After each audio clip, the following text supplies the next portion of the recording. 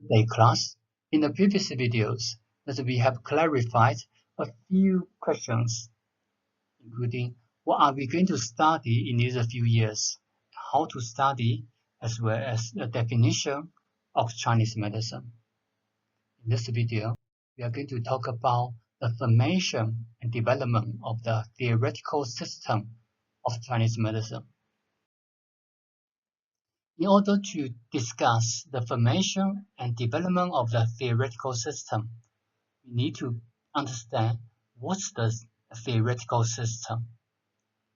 It includes therapeutic principles, methods, approaches, medicine or materia medica, and prescriptions.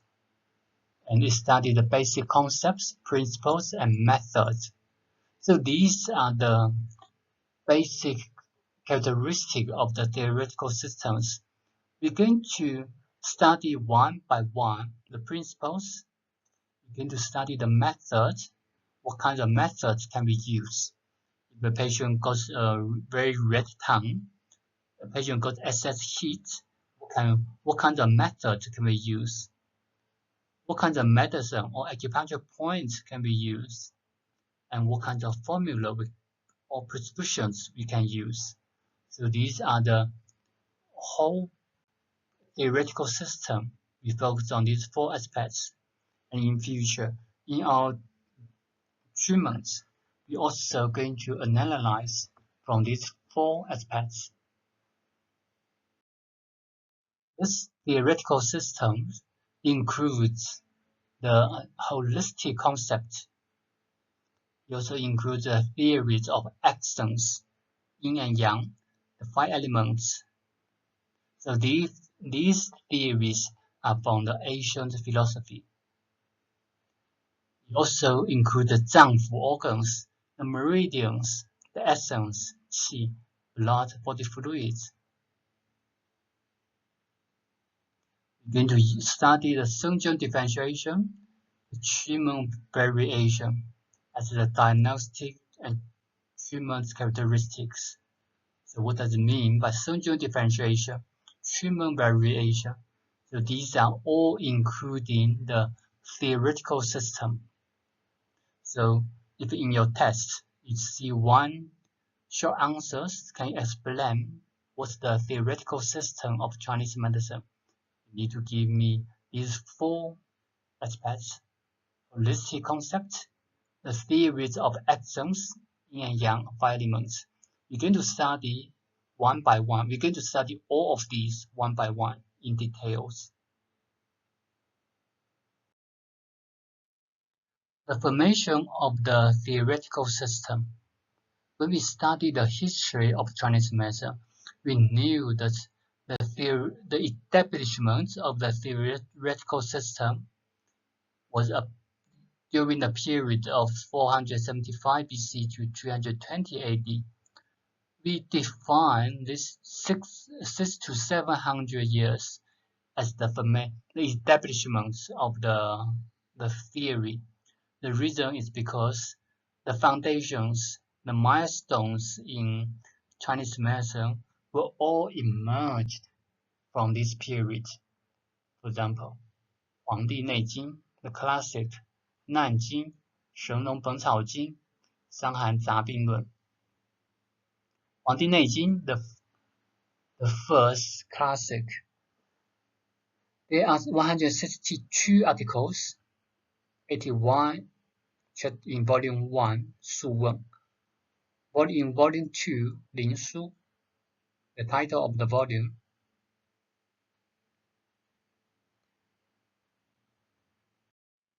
These classics symbolize the establishment of the theoretical system.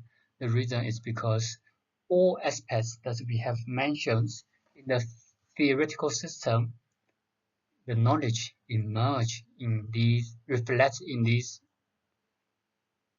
classics. For example, the holistic concept, that's from 黄帝内经.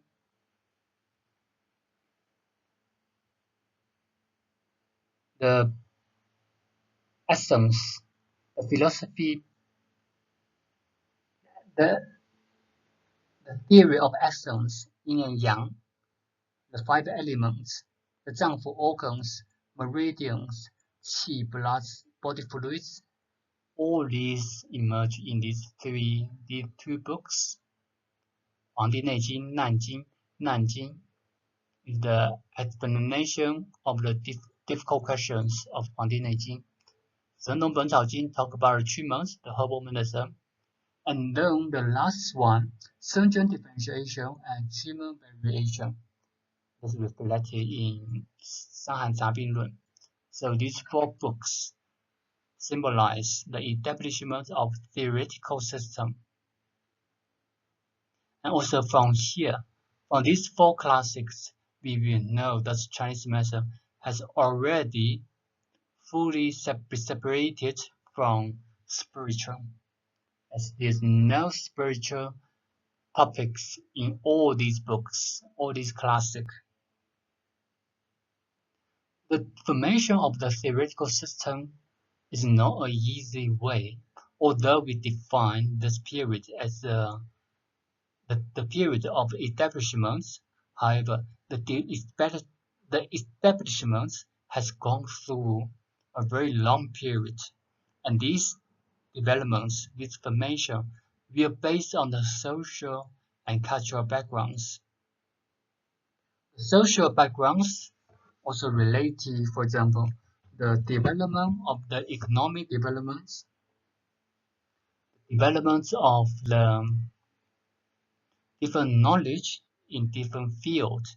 For example, the one we mentioned, astronomy, the meteorology, mineralogy, and military science, metallurgy, all these different knowledge in different fields that we have included in the study and the application of Chinese medicine were from different fields. So the development, the theory, we also based on the development of the other subjects.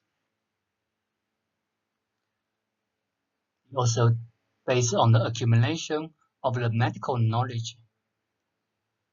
The practice of medicine has been very long.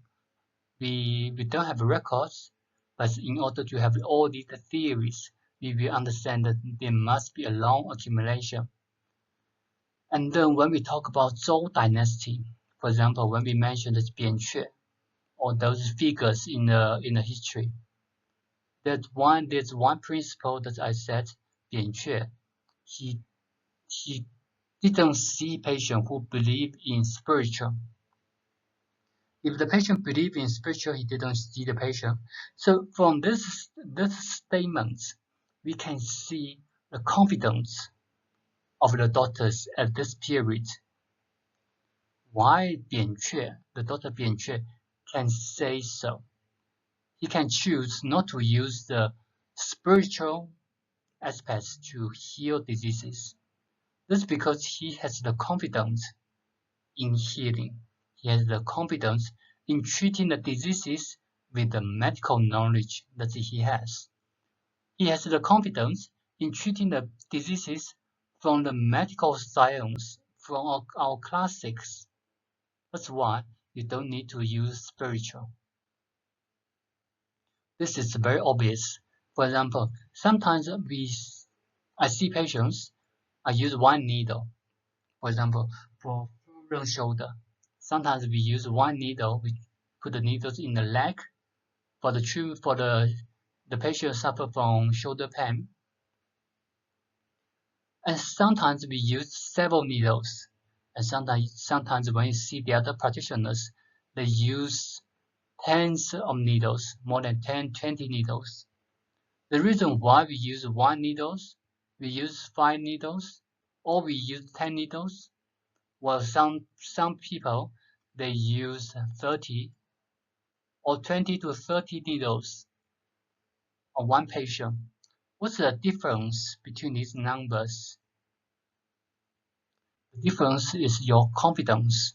If you are confident using one needle, you can treat the disease. Then you use one needle. You will say, I don't need extra. If you're confident in using 5, I know you will say enough, I don't need others. Okay. So those are very similar.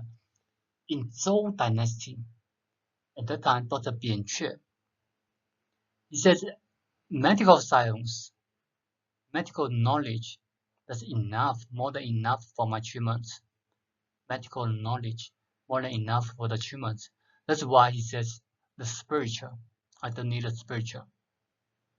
That's also another evidence that Chinese medicine has separated from spiritual, at least for 2,500 years.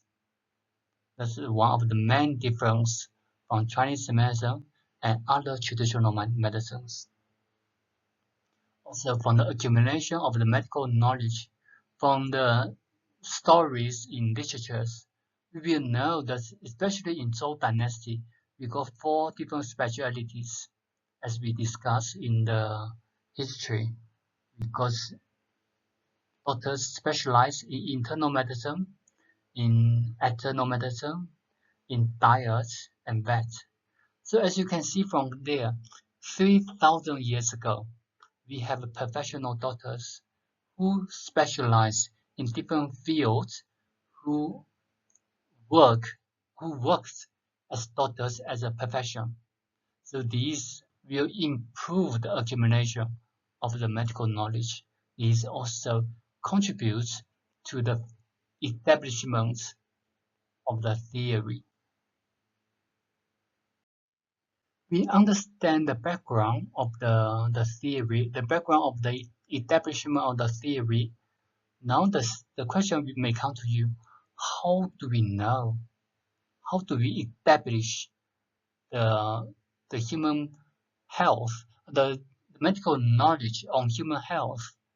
So the question how? The accumulation of the theory and the development of the theories also can be seen from the books. For example, the books from 3,000 years ago, and the books from 2,500 years ago, and then 2,000 years ago. When you compare these books, that's the records there, you will see that the records are especially for the herbs, the disease names, the formulas, you will see the accumulation. The later books were written based on the previous ones, and then we got more and more disease names, more and more records of the herbal medicine, as well as more and more records of the formulas. From the developments, you will see the accumulation of the developments. And then when it comes to the question how do people understand, especially the people at that time in the Asian period, how did they understand the human health? There were 2 main approaches that we can know, especially we can conclude from the books. Observation of the phenomena, the direct observation, and comprehensive observation. These 2 are the main approaches. That's how we understand the human health. These 2 are still the approaches that we are using today. The direct observations, for example, from anatomy. Some people will confuse that if you say that we don't have anatomy in Chinese medicine, especially when you study the anatomy, the organs, the internal organs, you will see that the heart we talk in Chinese medicine is not the heart in your anatomy. The intestine we talk in Chinese medicine is not the intestine in your anatomy.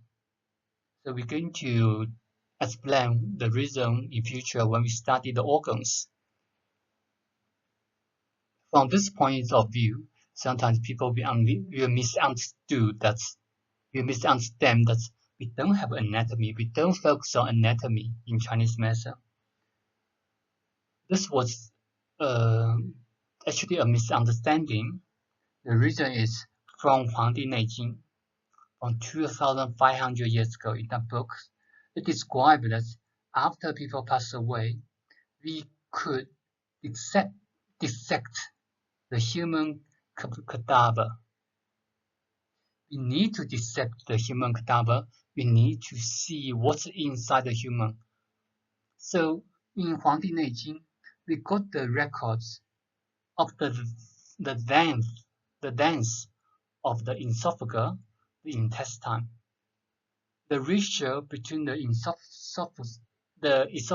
esophagus and the intestine is 1:35, and from our anatomy, the ratio is 1:37. So that's very close to the modern science. We have the records of the volume of a stomach. We also realize that the heart was linked to the vessels. That's why in future when we discuss the function of the heart in charge or governs the vessels and blood. Also from the dissection, we understand that we have different organs in the human body: the liver, the spleen, the kidney, the bladder, and all these organs, these records, were recorded in 黄帝内经. So as you can see, that's all our theory. Actually, we also based on anatomy, especially at the beginning, in the initial stage. We also understand the human health. We understand the human body structure from anatomy. However, the ancestors, they understood that the anatomy could not explain everything. For example, we knew the lung, the spine, or nowadays we knew the muscle, the bones, the vessels. However, what are the functions? The anatomy won't help you to answer the functions of these organs or tissues. So similar questions has proposed by the ancestors, the previous practitioners. They knew that the direct observation could not answer all questions in human health, especially when it comes to the functions of the organs, the functions of human health. It could not be analyzed, it could not be explained from the anatomy. That's why the Chinese medicine, we see we see the human and the disease as a whole. We see the human as a whole. We analyze the human, the physiology from the philosophic point of view. We combine the direct observation. We combine the philosophy of actions. We combine from the philosophy of yin and yang theory. The 5 elements. That's how we develop the qi, blood, the meridian, and the qi, and also the relationship between different seasons.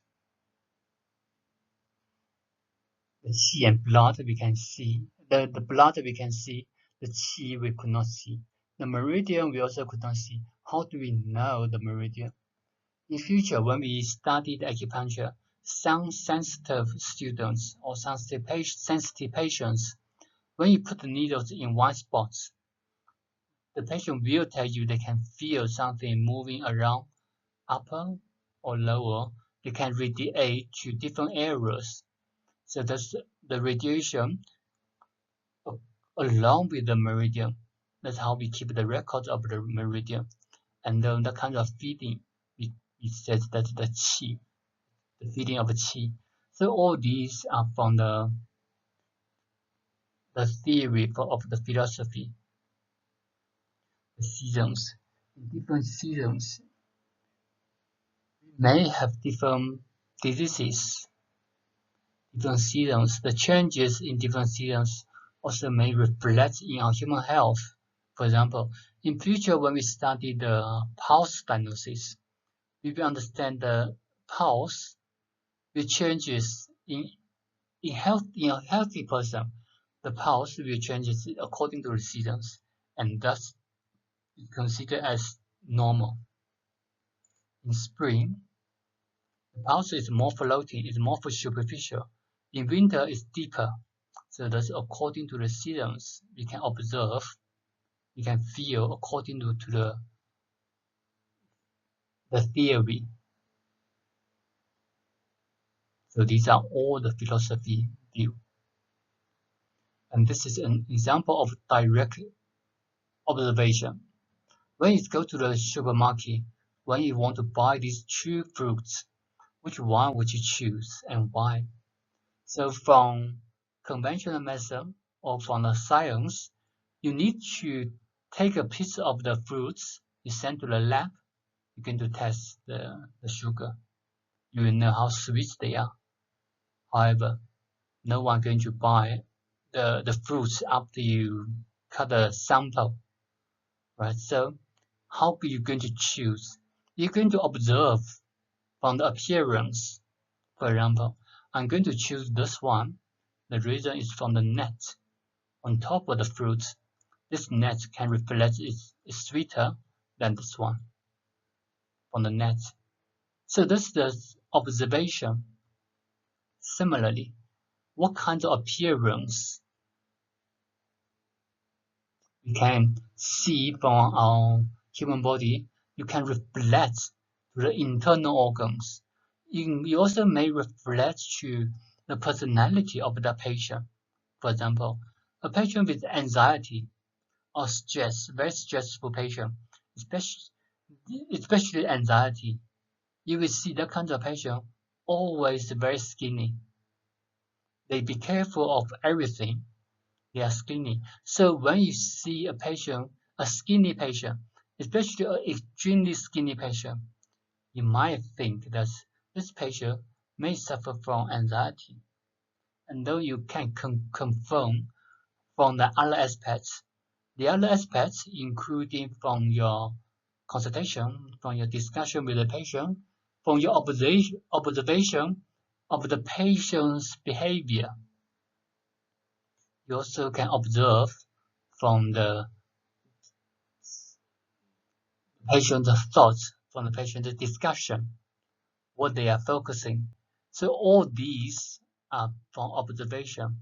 That's also in future when we start that's also the reason that in future when we study the diagnostics, we will say that the diagnosis of a patient will start from the moment the patient walk into the consultation room. Before the patient sits in front of you, before you start the conversation, the first sight that you see the patient, you already start your process of your consultation, because these are the observation.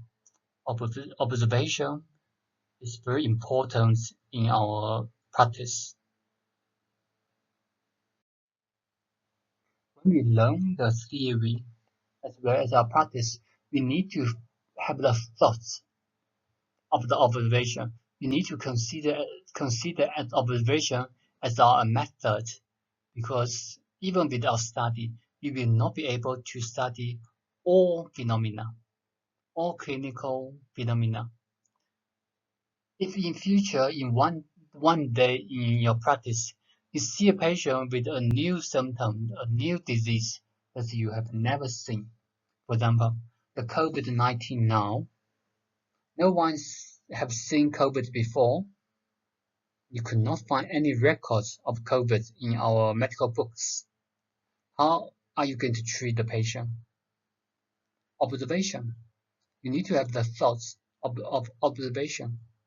You need to see the symptoms of the patient, and then you need to think about the theory. What can contribute to this kind of symptom? And then you're going to treat the possible causes. So that's our observation. Also from the observation, you can apply in your daily life. For example, before I moved to South Africa, I was born and bred in China. In China, at that time, especially at that time, now we have avocado. But at that time, we don't have avocado. Avocado actually were imported from overseas. So when I first came to South Africa, that was my first time to see avocado. But when I see the avocado, I want to understand the properties of avocado. What may be the possible function? What may be the possible disadvantage of these fruits? So how do I understand avocado? I'm going to see from the appearance. As we know, avocado is green, have a green skin, and the inside kind of green and yellow. So from this color, that's from the observation. And in future, when we study the 5 elements, you will understand what does this color means to our human health. So when you see the green color, you will see that this fruit may be benefits to the liver. When you see the yellow color, you may understand that this fruit may be benefits to the spleen. So how do we analyze a new phenomenon? From observation, we're going to use our theory. That's why I said that you need to practice the theory in your daily life. The more you practice, the better you will be. And the more you practice, you will form the habits. Whenever you see a new stuff, you're going to analyze in this way. That's also the purpose of our training.